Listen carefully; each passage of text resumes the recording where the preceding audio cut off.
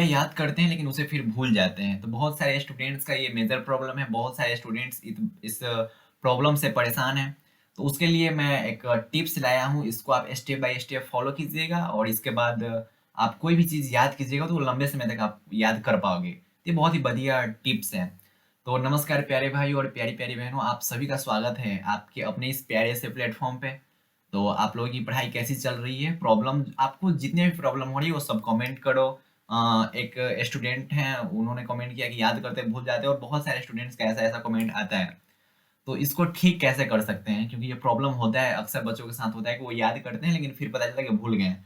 तो आपको जो स्टेप इस वीडियो में बताया गया है, उस स्टेप को आप फॉलो कीजिए और लगभग 2-3 दिन में आपको उसका रिजल्ट मिल जाएगा कि हाँ, कि ऐसे याद करने के बाद आपको कितना बेनिफिट हो रहा है, ठीक है? तो चलिए स्टार्ट करते हैं कि आपको पहले स्टेप फॉलो करना है। स्टेप क्या है? कि यहाँ 5 स्टेप 1, 2, 3, 4, 5 और अगर आप इस स्टेप को फॉलो करोगे तो 100% नहीं भूलोगे, ये गारंटी है तो गारंटी है। आज के बाद इस तकनीक से याद कीजिए, मतलब ये जो तकनीक बताया गया है, ये जो टिप्स बताए गए हैं स्टेप्स, इस स्टेप से आप याद कीजिए, आज के बाद आप नहीं भूलोगे, ठीक है? तो पहला क्या है कि बोल-बोल कर याद करें, ठीक है? मतलब कुछ भी आप सब्जेक्टिव या फिर कोई भी ऑब्जेक्टिव आप जिसे याद कर रहे हो, उसे आप बोल-बोल कर याद कीजिए और उसका इमेजिन कीजिए। जैसे उसने कहा था एक कहानी है, उसको याद करना है, तो उसको इमेजिन कीजिए कि हाँ, कि लहना सिंह का मृत्यु जब हो रहा होगा तो वो क्या होगा, वजीरा सिंह के गोद में बैठ के वो सो रहा था, वो कुछ-कुछ बोल रहे थे, ऐसा कुछ, तो उसको इमेजिन कीजिए तो लंबे समय तक याद रहता है। आपको क्या करना है कि बोल-बोल कर याद करें, ठीक है? मतलब कुछ भी आप याद करो तो उसे बोल-बोल कर याद करना है, ऐसा नहीं कि अंदर ही अंदर ऐसा नहीं याद करना है, ऐसे ना आप भूल जाते हो चीज़ों को, तो बोल-बोल कर याद करें। फर्स्ट स्टेप आपको क्या करना है कि बोल-बोल कर आपको याद करना है, ठीक है? क्या करना है भैया, बोल बोल कर याद करना है और इमेजिन करके याद करना है, ठीक है?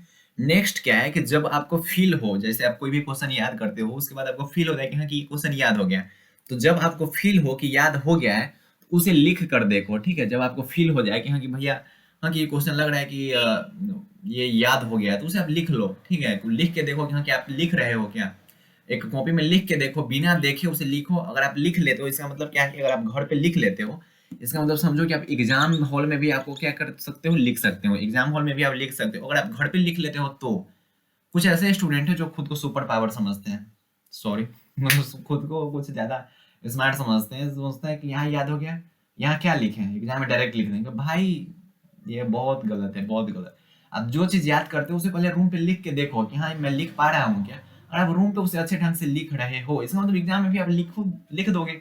अगर रूम में प्रॉब्लम हो रही है लिखने में तो एग्जाम में भी प्रॉब्लम होगी, और एग्जाम में जो प्रॉब्लम होती है वो एंग्जाइटी पैदा कर देती है, वो टेंशन होने लगता है, आप डिप्रेस्ड होने लगते हो एग्जाम हॉल में। तो जो भी डिप्रेशन, एंग्जाइटी, जो भी प्रॉब्लम हो रही है वो सब रूम पे करना है, उसे रूम पे किल करना है, उसे रूम पे खत्म करना है। एग्जाम हॉल में थोड़ा भी कुछ नहीं होना चाहिए, फुल्ली फ्रेश माइंड से एग्जाम देना है, ठीक है?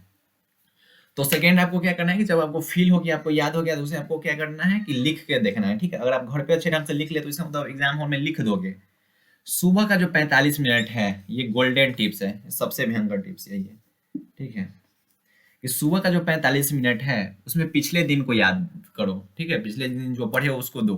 जैसे आज आज पूरे दिन आप कुछ पढ़े, फिजिक्स में, केमिस्ट्री में, मैथमेटिक्स में, कोई हिस्ट्री, ज्योग्राफी, इंग्लिश, हिंदी, इस सब में आप पढ़े, कुछ भी पढ़े। जैसे कोई पढ़ लिया what is Indian civilization and culture, कुछ पढ़ लिया क्वेश्चन, ठीक है? इस क्वेश्चन को आज आप पढ़ गए, ठीक है?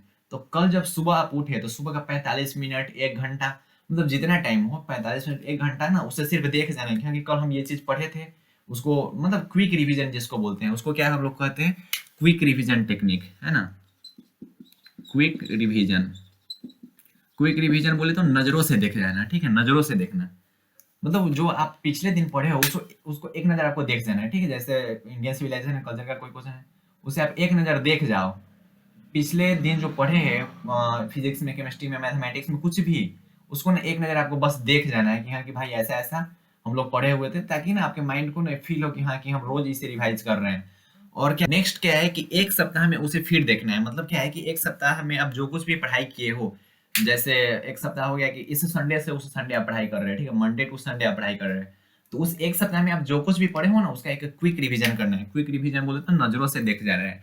तो जो भी 1 सप्ताह में पढ़े हो, उस 1 सप्ताह में जो भी कुछ आप पढ़े हो उसको ना 2 घंटा 3 घंटा टाइम लो और पूरे सप्ताह में जो पढ़े हो उसे एक बार क्विक रिवीजन कर जाना है, उसे एक नज़रों से देख जाना है।